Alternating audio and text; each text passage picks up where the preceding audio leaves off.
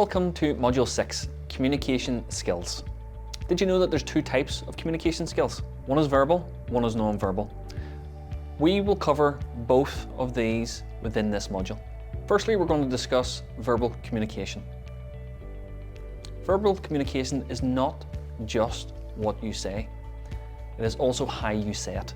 The pace in which you deliver it, the use of intonation at the end or middle of your sentence, the clarity of which you deliver, the tone of which you use, and the volume of which you use as well. These are all really important when you're trying to communicate an idea or get an answer across to an interviewer. I'd like to break the 5 points down so that you understand what they are and use the Goldilocks effect. Not too warm, not too cold, but just right. So we're going to start with tone. And tone is the tone of your voice. It can be either very, very deep, like a way down here, or it can be very, very high pitched, a way up here. The only way that you're going to understand and know what you are is by asking somebody else, and asking somebody else that you know for honest feedback.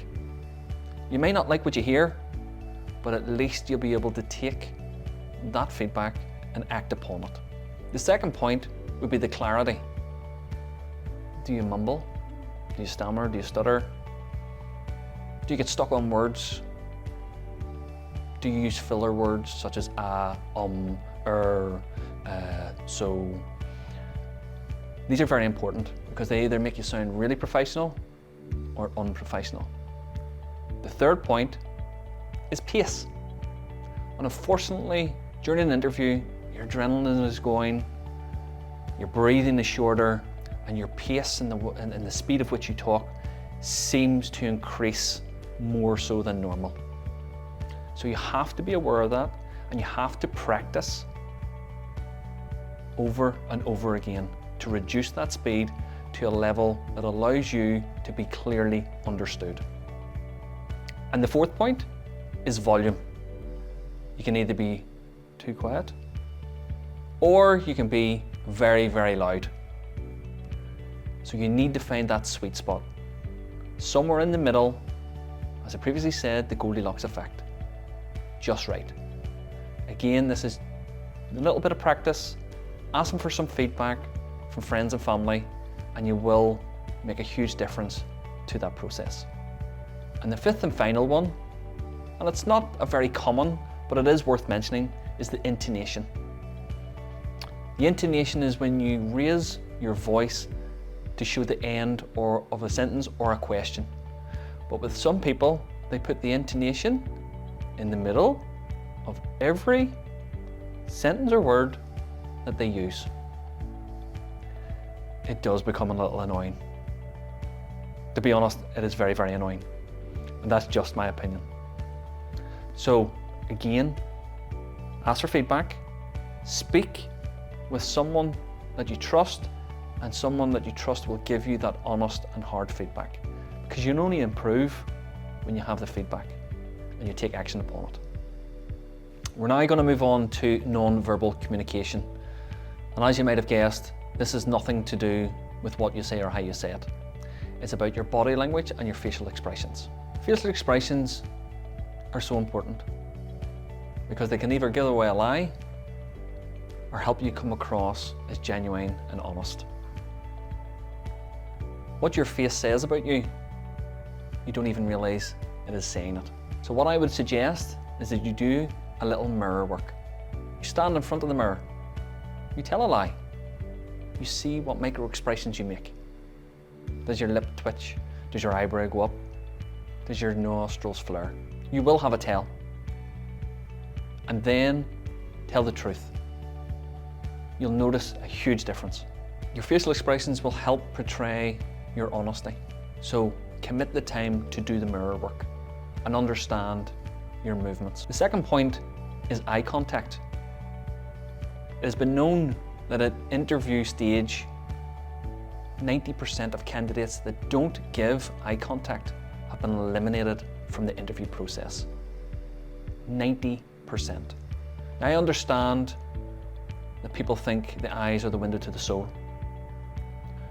But you have to realize that people also use eye contact to check if you're listening, to check if you're understanding, to check if you're in the room, both mentally and physically. Now, if you do have a little bit of a confidence issue with regards eye contact, there is a little technique that can be used, and it will help significantly improve your appearance of eye contact. So just between the eyes and the bridge of the nose, if you can look there, that makes a huge difference. It gives the illusion of eye contact and you don't feel uncomfortable. But remember to look away every so often. You don't want to be seen to be staring. The third point is posture. How you carry yourself even when you walk in to the interview room, how you sit down, and how you sit during the whole process. It can say a lot about you, a lot about your energy, and a lot about what you possibly could bring to that organization. Nobody wants an employee who lacks the energy and really doesn't want to give a good first impression. So when you come into the room, stand tall, wait to be asked to be seated. When you do sit, put your backside into the back of the chair, cross your legs in front of you, and put your hands on your knees.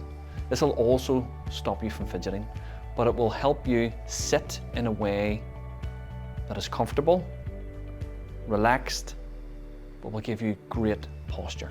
Point 4, artifacts. Now what I mean by artifacts are piercings and tattoos. I know they should be more acceptable and more accepting, and I know a lot of companies now claim that they are. But unfortunately, this is not always the case. My advice would be to cover them up. If you have piercings, such as facial piercings, maybe remove as many as you can and leave one.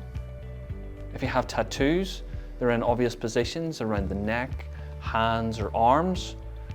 My suggestion would be to wear long sleeves or a collared shirt to ensure that they are not on show. It is unfortunate that companies don't accept this, but that's the world we live in. So we have to play the game. We have to do what needs to be done to give that great first impression. Once you're in, roll your sleeves up, undo your top button, fill your face. But let's get the foot in the door first. And the final part of non-verbal communication is what you wear. We have touched on this in a previous module, if you would like to go back in more depth, but ensure that you wear what is appropriate for the day, for the interview, whether it be online or in person. Wear what is appropriate. If you can master the 5 points of verbal and non-verbal communication, you will increase your success rate by 47%. 47% by just reflecting on the things that you do, how you do them, and how you say them. So take the time, invest in the preparation.